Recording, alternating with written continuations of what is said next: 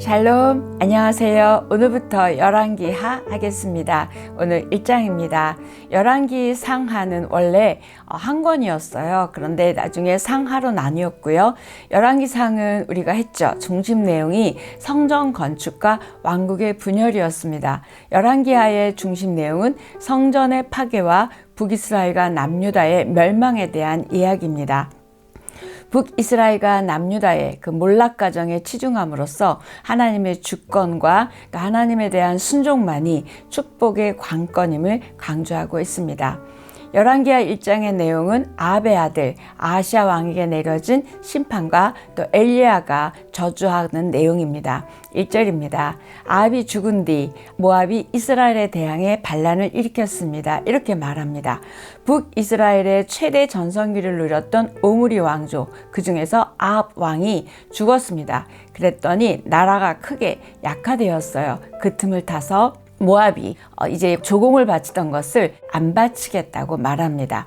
원래 다윗 때부터 모압이 조공을 바쳤었거든요. 그런데 이제 나라가 기울어져 가고 있는 것을 상징하고 있습니다. 아하시아가 다락방 난간에서 떨어져 중상을 입게 되자 자신의 병이 나을 건지 어떻게 될 건지 묻기 위해서 에그로네시 바알세붑에게 물어보라고 사람을 보냅니다. 바알세불하고는 다르죠. 바알세붑인데요. 이거는 파리의 신이라는 뜻입니다. 아하시아가 하나님이 아니라 도리어 파리떼의 신을 찾아가서 자기가 날 건지 안 날 건지를 묻도록 했다는 것은 얼마나 우상을 섬겼는지를 보여주는 행위입니다.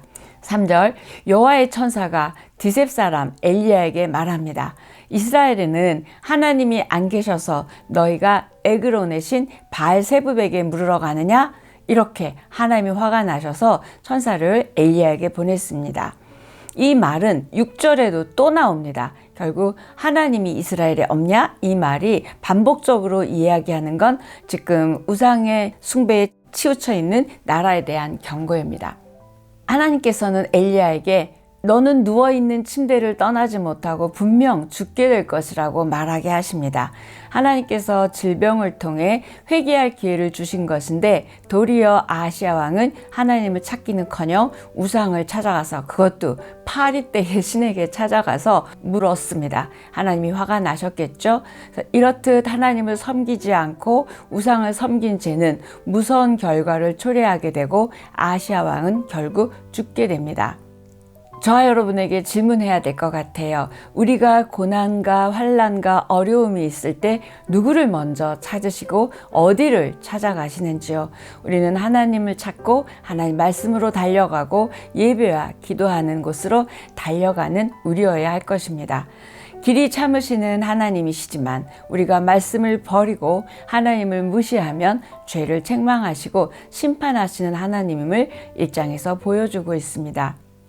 우리 성도들은 문제가 생길 때 하나님을 신뢰함으로 침착하게 허둥대지 않고 하나님께 무릎을 꿇고 긍휼과 자비와 인도하심을 구할 뿐만 아니라 순간순간 주어지는 회개의 기회를 영적으로 잘 파악해서 하나님과의 관계가 날마다 더 깊어지기를 소망합니다.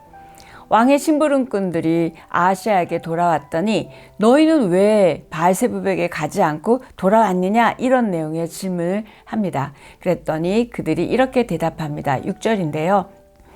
너희를 보낸 왕에게 돌아가 말하라. 여호와께서 말씀하신다. 이스라엘에는 하나님이 안 계셔서 네가 에그론의 신 바알세붑에게 물으러 가느냐? 누워있는 침대를 떠나지 못할 것이다. 이렇게 그 심부름꾼들에게도 똑같이 말을 전합니다. 이 이야기를 해준 사람의 모습이 어떠냐고 아하시아가 그 심부름꾼들에게 묻습니다. 그랬더니 털이 많은 사람이었고 허리에 가죽띠를 두르고 있었다고 말했더니 아하시아가 바로 알아듣고 그 사람은 디셉 사람 엘리야다 이렇게 알아차렸습니다. 이때 털이 많은 사람으로 되어 있지만 신학자들은 이렇게 얘기합니다. 털옷을 입은 사람이라고 말합니다. 구약시대 선지자들은 가죽털로 만든 겉옷을 입고 다녔기 때문에 털옷을 입은 사람으로 보는 것이 맞다고 이야기합니다. 세례 요한도 이와 같이 털옷을 입고 회개하라고 외치기도 했던 걸 보면 그 신학자들의 말이 맞는 것 같습니다. 아시아는 회개하기는커녕 하나님에게 돌이키지 않았고 도리어 하나님을 무시했고 결국엔 엘리야를 죽이려고 50부장과 군사들을 3번이나 보내지만 2번은 다 하늘에서 불이 내려와서 다 태워버립니다. 9절, 11절, 13절 이 내용이 나옵니다. 그런데 3번째 보내진 50부장은 엘리야 앞에 무릎을 꿇고 자기와 부하들의 생명을 소중하게 여겨달라고 간구하는 겸손한 모습을 보게 됩니다.